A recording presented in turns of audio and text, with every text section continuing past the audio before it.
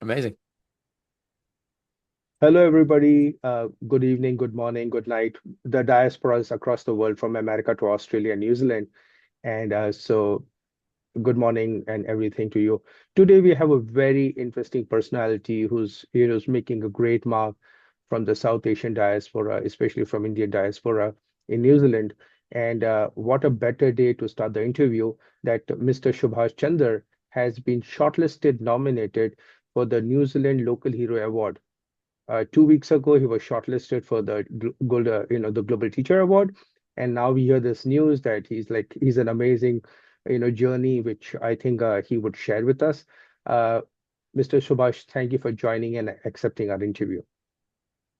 Thank you for that lovely introduction. But yeah, no, it's a pleasure to be here and share a few things with you folks. Okay, Mr. Chander, before we start, can you just share a little background about yourself? You know, what's your journey all about? Um, I think anytime I start with the interview question, I always ask the interviewer how much time do I get given before answering this long saga that is my story. Okay, So we are doing two interviews. One is a okay, text interview and one is a video interview.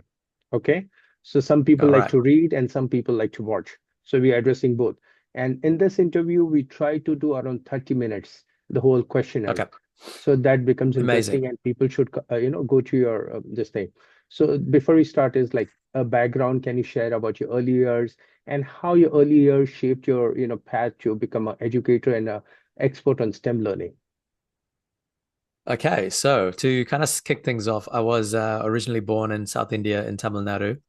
And Okay. I moved to New Zealand when I was about 12 years old. And within a couple of months, I kind of started working because we borrowed a lot of money to come from India to New Zealand. And my mom and dad it was difficult for them to find a job. So I started working there at about Uh-huh. 12 years old, and I haven't stopped since then. Okay. High school was okay, but when I got to university, I did the traditional thing of like, wanted to do what my friends and my family wanted me to do, which was engineering. Hmm. I tried it for a year, and I failed miserably.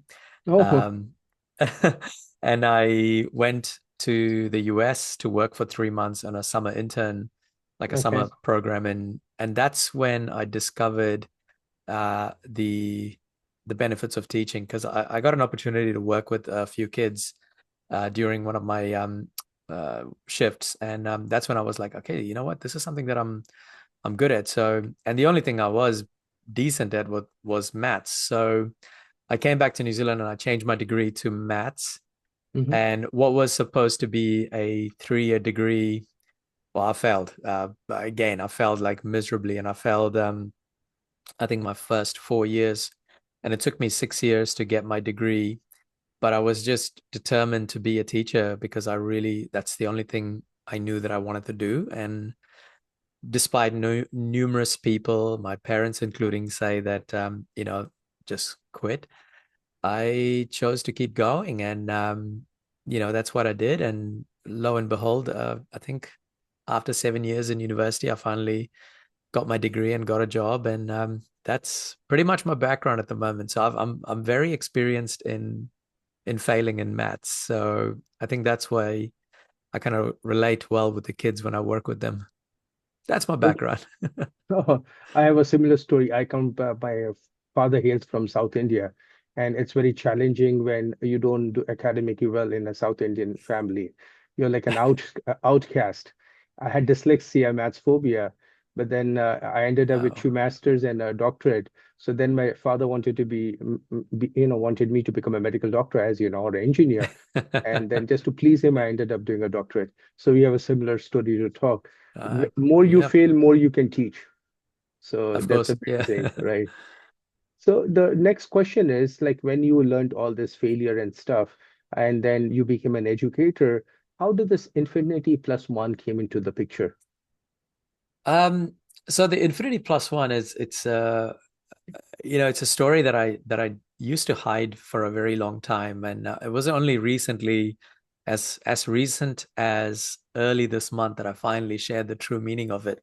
I actually have it tattooed in my wrist here, and what it actually means is, it's a bit of a cheesy one, but it's the truth, is how much I actually love my wife. Because when we first started going out with each other, she would ask me how much I loved her, and I said, I loved you a lot.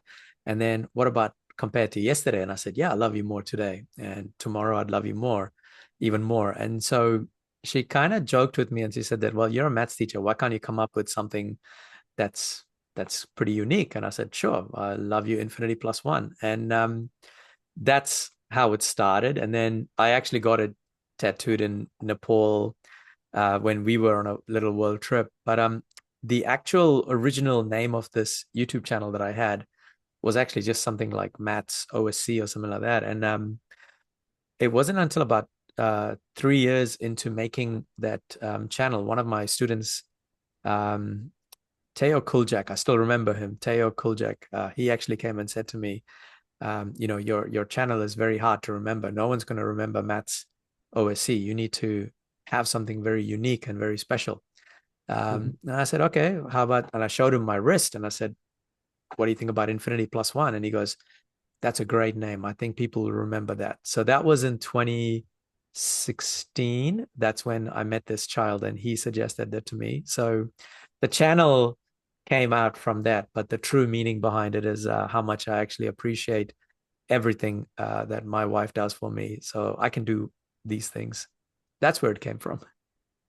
Now, from being a, challenging life, from being an, failure to being a successful STEM teacher, then the YouTube channel, and suddenly you're everywhere, every award you're nominated, shortlisted, winning an award. How this happened? I think, look, when I first started teaching, I am not going to lie. I think I was one of the most laziest teachers that you could actually meet because, I we didn't really have. I mean, and this is the thing that frustrates me about teaching is that every job you have like a KPI or some sort of metric that tells you, you've done a good job. And me working at my first school, everyone said, "Hey, you're doing an amazing job." But then the what happened was my kids were not getting like the high grades, but I got them to pass their exams and their tests. But I was like, well, how do you actually measure this? How do you measure being a teacher? And to be honest, the first 5 years, I think I spent more time gaming than actually preparing for my classes. But what happened was, I think it was around, I spent some time in Bali doing volunteering, and I worked with a children's home there, teaching them maths. And I think that's where I had no technology, no resources, nothing. I had to come up with a way to teach these kids, and there something like it sparked me to go. Actually, I want to make something that's different, something that's unique. And so I started on this YouTube little adventure. And I think it was 4 years after, actually, no, 3.5 years after I had my YouTube channel, I saw this little award thing that came across. And people said, hey, look, you're creating these resources for students around the country. You can apply for this award. And, if you win it, you might get like a couple of hundred or a few $100, depending on what they feel like. I just thought it was a cool thing to do. It's like as a teacher to have an award. And so I applied. That was at 2016. And I think just after that, in 2017, there was two more awards that popped up, and people started saying, "Hey, you should actually apply for this award. We'll nominate you, and I think you're doing some good work." And I think that's when I got my next award, which was like the Kalman Award from Auckland University. But just as I got that, I overheard about this. I mean, you're online looking for things, and I found out about this thing called Global Teacher Prize, and this was in 2017. And I found out the basically the winning teacher was given $1 million US. And in my mind, I was like, what is these teachers doing that is so amazing that they're getting this much? I want to see what they're doing because I want to see if I can even get to that level, because people tell you that, you're good at something, you're really great in your classroom, but I wanted to like see if I can get to that level where you are actually put on a global stage. And so I started kind of using the Global Teacher Prize as a metric, and Hmm. they had a criteria, and I would actually go to each one of those criteria and I'd say to myself, right, I need to work on this criteria.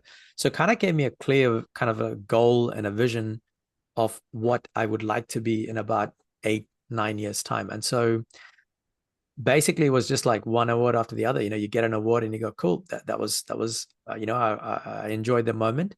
What's next? What's next? What's next? And I kept kind of chasing this goal of reaching the top 10 in Global Teacher Prize. Wow. And so that kind of pursuit what what resulted in all of these other awards coming along the way. So yeah, so it's just it's kind of like the something that I've been chasing and just working towards. And the recent one that you mentioned earlier, the local hero one, that one was completely nominated by the kids on YouTube. So I don't know which kid nominated me, but some some kids nominated me, and then now that's now gone on to this next stage where I'm in the finals at the moment. So yeah, it's just something that I've found that it's helped me become a better teacher is Mhm. by actually chasing some of these criterias and these awards. That's cool. So from this, I want to lead to another question, which is a category of STEM education and teaching philosophy. Uh, you know, mathematics is very challenging subject. And what's your core focus, how you teach? And you must be doing some amazing job. That's why one of your students nominated you and you won awards. So that there must be a lot of misconceptions among students about math and how they overcome. And plus you have your own personal journey of, overcoming those challenges. Like I joke like, I'm bad with math, but I'm good with figures because I have Mm, dyslexia. Because figures doesn't mean the wrong way, because I'm a business guy. So I like black and white numbers of money, right? yeah. So figures are a very interesting part. Then you can do financial analysis, whatever. So how kids can overcome this, and when you teach them, because you have your own personal journey. How do you overcome that, and how do you teach those kids? That's a great question because I think it's a question that's commonly asked right now across the globe. How do we teach maths? I, I, I think one thing that when I work with my kids, and this is both in class and also online when I do live streams, is when I make a mistake, I don't actually shy away from it. Hmm. And I think that's the biggest thing that I'm finding right now is that kids are actually scared to make mistakes because they don't want to look dumb or silly in front of their friends and peers. Now, with me, one of the biggest things I try and do in my classroom is make as many mistakes as you want. In fact, I would rather have you giving me 100 mistakes than giving me a blank question paper with nothing in there. Because when you make those mistakes, I can say, hey, that was a mistake, but Hmm. here's what we need to do to change that thinking. And I think one of the biggest message that I'm trying to push through at the moment is uh, another common thing that we keep hearing from some of our kids is that their resilience is really low. And to me, I'm a patterns guy. I love figuring out patterns. And one of the things that I'm discovering is that it's if you're generally struggling in maths, there's also your resilience. You're also struggling with a little bit of that. And so when I flip that around in my classroom to say, hey, you make more mistakes, you're going to learn from that. That's also going to help you build your resilience as well, because you're not just sitting there going, I've made a mistake. This is the end and this is where I stop. No, you made a mistake. Now, is there another way around this? How do we figure this out? How do we keep persevering? So I think one of the biggest things I say to kids is that, make mistakes, be proud of those mistakes, learn from the mistakes. And even if you make it a few more times, it's okay because that's still building your resilience. And I think I feel that sometimes I am because I'm so comfortable in failing that when I see a problem, I don't see it as like I can never do it. It's more like I won't be able to do it yet, but I am going to get there somehow. And so I try to pass that message along, whether it's during my in-class sessions with students or when I'm working online. And sometimes we've had online streams where I've made a silly mistake and you'll just see the chat just going off. And the kids will be like, "Sir, you made a mistake in line 17 to 18." And I haven't Hmm. actually seen the chat because I'm too busy just carrying on with the working. And then I'm like, this is not working. I have a look up and there's about 50 messages saying you've made a mistake. I was like, I think I've made a mistake somewhere, guys. Let me go back and check my working. And I think that really helps the kids to see that, yes, you can have a YouTube channel and you can be good at maths, but you can still make mistakes. And I think when we normalize making mistakes, that's going to help kids achieve not just in maths, but in anything that they want to try and achieve. And to me, I always say maths is the best resilience builder out there for young children. And so, yeah, that for me, it's just enjoy making the mistakes, but more importantly, keep persevering and see if you can actually find a way to get to that answer, because Hmm. that's what helps you with your resilience. I have a similar story, like the Teachers Award, Worky Foundations. One of my school vice principal, Mr. Gazder, is part of the Worky group. He's the top notch there. So I went to Bishop School in India when I was in India, and he told me, like, he's a literature professor. And one of the PT meetings, he told my mom he doesn't understand English, and I ended up being a writer. Okay. Yeah. And I met him in Dubai when I was in Dubai, and he says, "What do you do?" I Yeah. said, even though I was heading an ad agency, I told him, like, I'm a copywriter, just to have fun. The other thing which I have a similar story is I have dyslexia, and when I was studying math, my mind would question why you want to study E is equals to MC squared, or, Yeah. A plus square plus 2AB is equals to Y is that. And then I realized if I'm just focusing on that, there are other subjects where I can excel more and try to negate certain things. And then that pattern from eighth grade till 12th grade and then till my PhD, wherever I had a problem, like I try to face it, but then I try to become stronger under the part. And that's what even when I teach at MBA schools, I try to tell kids if you're failure at one, you don't need to stop there. You try practicing, but eventually you Yeah. need to be successful overall. The other question is like you told about the student who told you to put this name, for your YouTube channel, Infinity One Plus. But there must be a story around one student which really, really made you feel this is like a driver of my life, or maybe a couple of students, but one you can identify early days of your life that this kid's, his life changed, and because of his life changing, your life changed. Sometimes you become like you piggyback your life on somebody else, like you get stuck onto something. So there must be one kid story or student story which made you feel, yes, I'm there. I'm trying to do right things. I think this is you probably have asked one of the hardest questions, and I'll tell you why. Because there are thousands of stories that I hear back every January, but there's always a few that really stand out for me. And one is, and look, when this video goes up, I know this she will be watching, but her name is Serena Todd, and the one of the craziest story that happened was it was I think it was 2021. We were still kind of in the middle of like the lockdowns in New Zealand. And so we at our school had organized a bunch of these engineers from Auckland University, women engineers, to come and support our girls who are keen to become engineers. And what happened was we had these four university students that came over, and we were all wearing masks at that time. I was wearing a mask, but I was cheeky because I was like, because I've got access to like vinyl, and so I actually made myself an Infinity+One mask, and I was wearing it. And she came across and she kind of saw me with the mask, and she goes, "Oh, that's a really cool mask. Do you know the guy?" And I went, I kind of like took my mask off a little bit. I am that guy. And she broke down. She was in tears, and she basically said that the whole reason she was there at that moment was because 2 years prior, when COVID was like a year prior, when COVID was crazy, she actually had used my YouTube channel and she attended my live streams.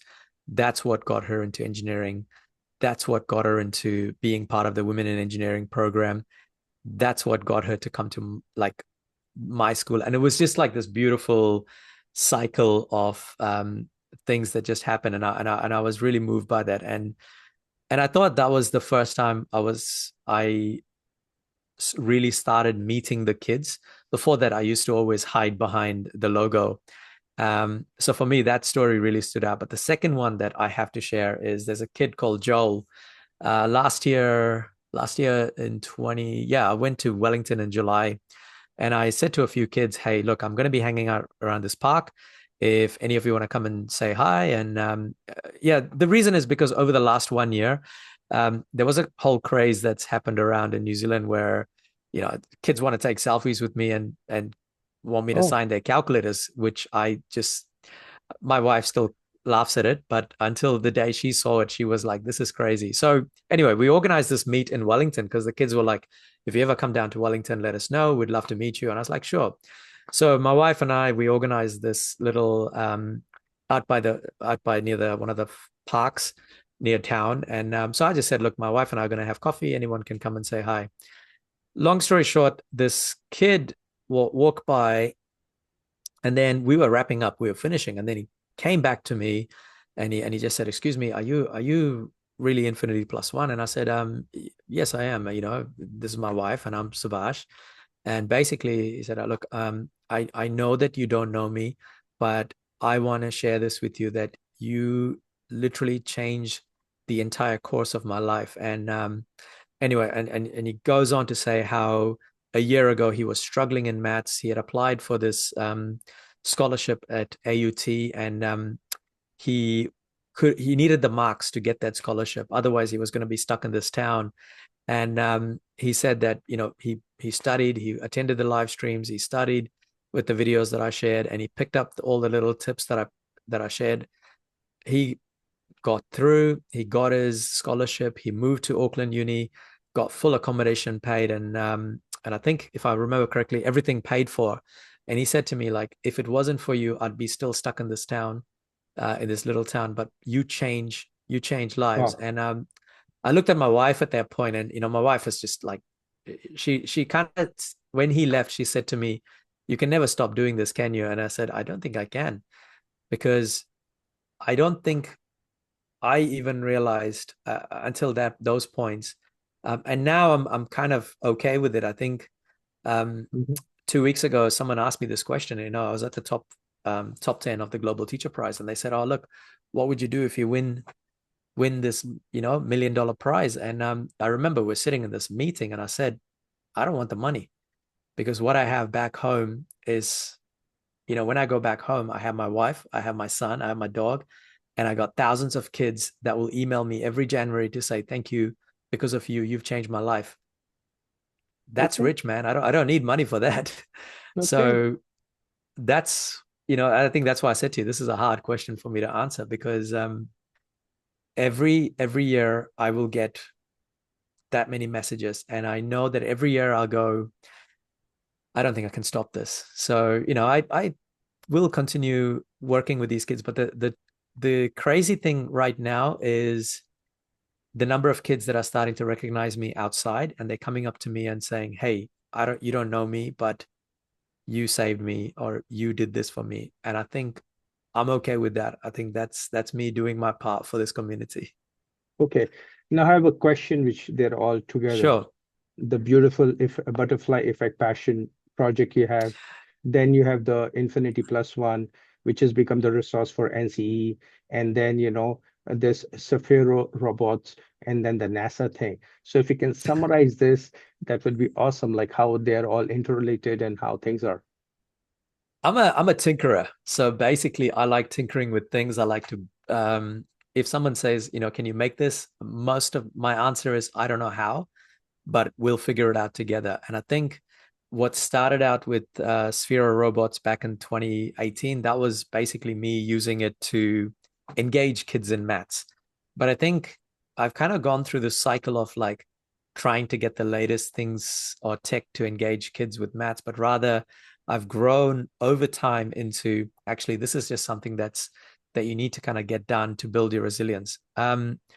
Space Camp was crazy because I got invited to go to Space Camp and do the little program there over a week. Again, doing all these little kind of like the STEM activities that I did in my class, and just connecting it with real experts and then bringing it back to the classroom. It was Hmm. really great for my kids. The Butterfly Effect passion project was just like a little small 7-week project. And I think even with that, my biggest regret is not, I think I was driving the project more than the kids. And I think this is something that I'm looking at changing right now, where kids can be more involved in the projects, because I think we underestimate the capacity of problem solving by some of the kids. I think we kind of tend to hold them back a little bit as teachers, because Hmm. we feel like there's a certain message we need to get and certain, skills that they need to have. Yes, they're necessary, but I think when it Hmm. comes to creativity, it's really important that we don't hold our students back. But in a Okay. nutshell, I tinker and I encourage every child to make and get into a maker space and just make things. I think that's the most important thing for the kids these days. Okay. Again, few questions all related. You're you're a top STEM learner designer, and the strategies you have designed is truly working. That's why you get nominated by your students for an award, people nominating you. So it's a huge thing, and that's led for you to be a speaker at various conferences, especially at the EdTech, worldwide. So what do you do correctly? How do you divine your strategy where it addresses at a conference, when it's one-on-one with a student or with educators? How do you, are you compelling storyteller, or there's a I mean, I'm just asking, those three questions are interrelated. I think the storytelling part is just something that I absolutely love, because a long time ago I found out that you build resilience by sharing stories. And so when I started to share some of my stories, I felt that built resilience. But the big thing is, like, I always look at a child, and my secret is, it's not a secret really, but it's like, it's knowing how to ask the right question to the child so it Hmm. doesn't actually limit their learning. Hmm. Now, I think that's the spark that we have, the power as teachers, is that we can ask a particular question to a student and then let them carry on with their learning to places that you never thought possible. Um, and the other thing also I say is this: I think we have to look after our teachers.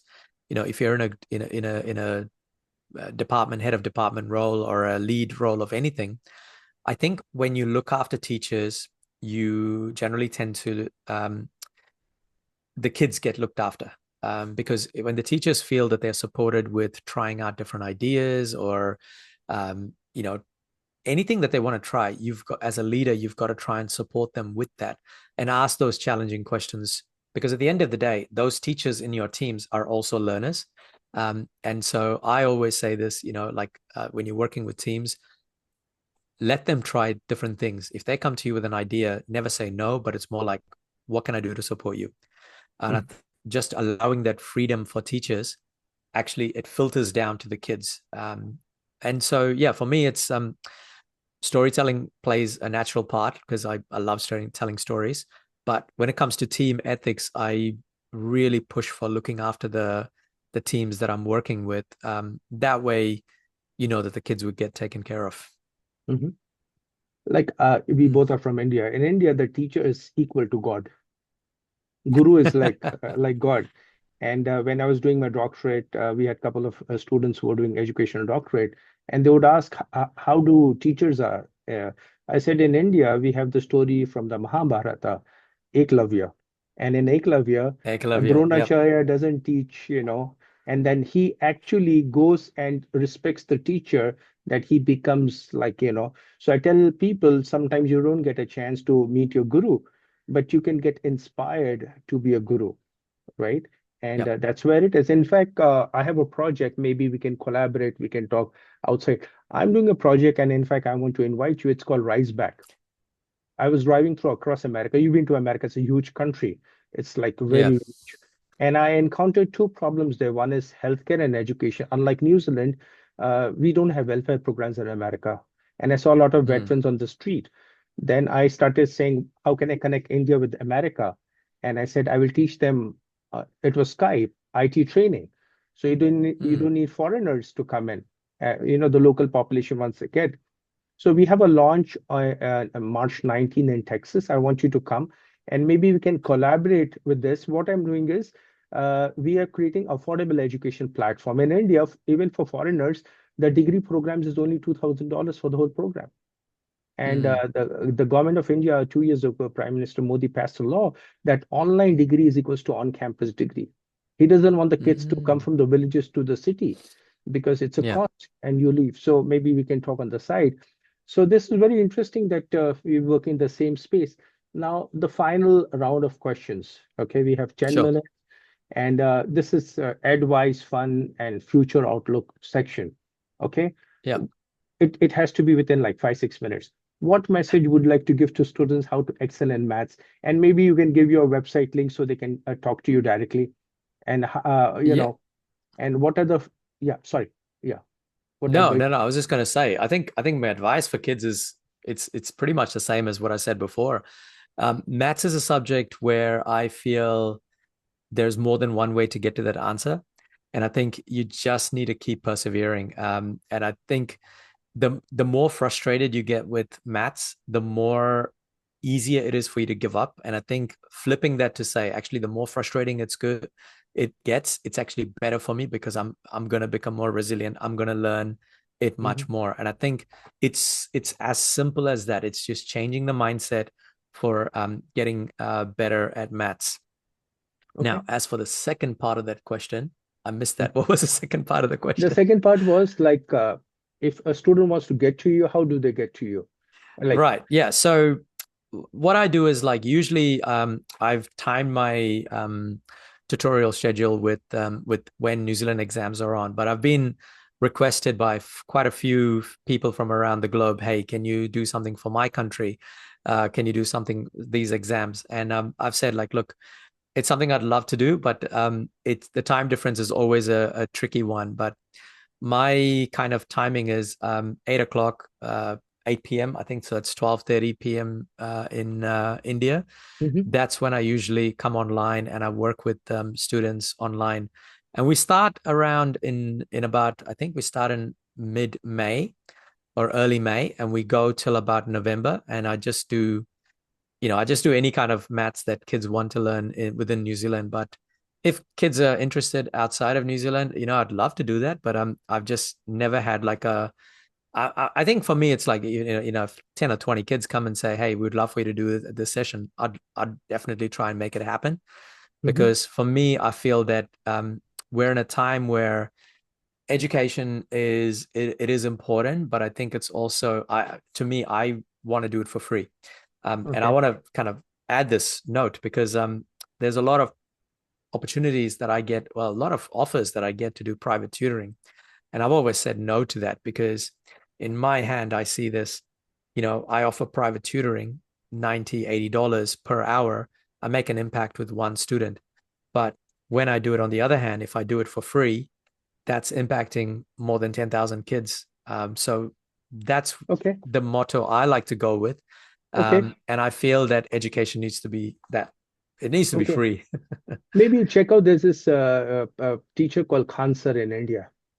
He changed, Yeah. revolutionized people who attend the government exam, because to attend tutoring would be 50, 60,000 rupees, or at least Yeah. 200,000 if you're going to the top premium colleges. What he did is he started with YouTube channel and he only charges 100 rupees per month. Yeah. So you can log into his class. So he doesn't want to make money, but when somebody pays money, he's obliged to study. Maybe we can look at Mm. that, and maybe we can work Okay. together on a platform, riseback.org. You can check it out. Now, some fun Okay. questions before we conclude. Oh no. If you had a Sure. dinner with with three people, living or historical, who would they be and why? Look, to be honest, like I know this one I'm gonna get murdered for this, but I've never actually thought about this question, but I'll always say this. The person My wife has to be one of them, historical or not. She is one of my biggest rocks. And if anything, I would say out of those three seats, two seats will be filled with my son and my wife. And the last person, ooh, this is a hard one. Um, just off the top of my head, no, God, this is a hard one. I think I'd like to have Hans Zimmer. Oh, Yeah, okay. Hans Zimmer, the musician. Hmm. He's pretty interesting. But no, this is a hard question. I never like answering these ones. But no, there we go. Okay, now because you said Hans Zimmer, so what are your hobbies? You said you're trekking. Now you said Hans Zimmer means music, a small thing.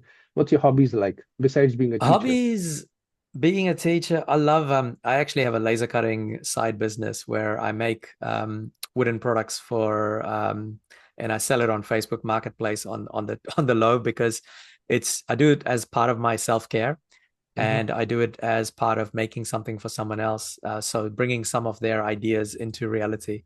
So Hmm. majority of the time I'm spending creating laser cutting stuff and painting it and giving that Okay. out to friends. So how do we reach out if any of the audience reader wants to? Maybe you can share the link. We'll put it in the video and I mean in So the text. best way to contact me is I have a what do you call it, a niggly habit of having 100% reply rate on Instagram. Mhm. So infinity plus one on Instagram, I have 100% reply rate. So if you get in touch there, most of Mhm. the time I'm responding, unless if there's it gets driven off into the dark side. But Okay. otherwise, infinity plus one YouTube channel and my website, and also I think YouTube channel has all my contact details there as well. Okay. So now before we conclude, now we have around 2 minutes left. How do you see the future of STEM in a classroom? And what is the message you want to give to teachers, parents, everyone whose challenge is mathematics?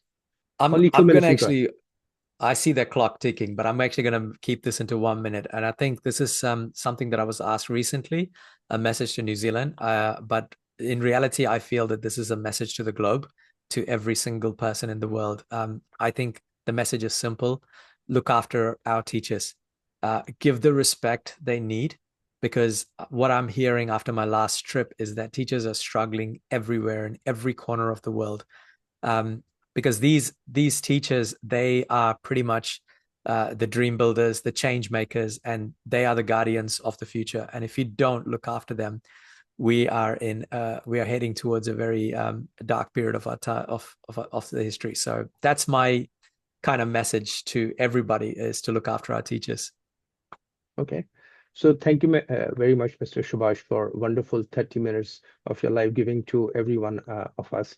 And dear readers and viewers, in the text interview, and as Mr. Subash said, you can reach out to him on his website, Instagram. I think he said Instagram is the place for him to respond to you, and that's where you can meet. Thank you, Mr. Subash, and let's see how we can work together and rise back. Thank you so much. Amazing. Have a Thank you, nice day. doctor. I really appreciate it. Cheers. Thank you. Cheers.